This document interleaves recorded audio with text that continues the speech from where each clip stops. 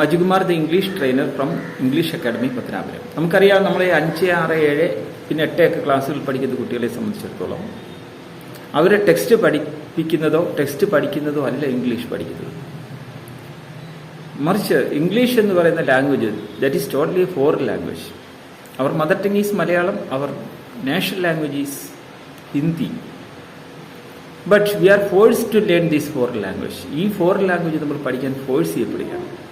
So നമ്മുടെ culture, നമ്മുടെ civilisation is totally different from this language.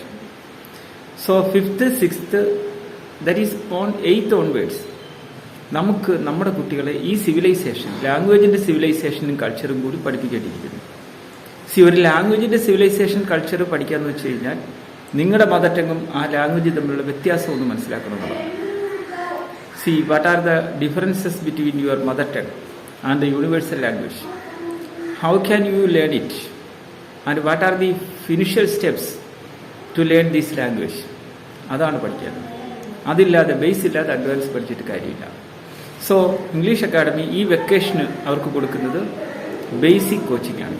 English എന്ന് പറയുന്ന ലാംഗ്വേജിൻ്റെ ബേസ് എങ്ങനെ നേടിയെടുക്കാം, പിന്നെ അവർ അഡ്വാൻസ് തന്നെ പഠിച്ചോളൂ. റൈറ്റ്?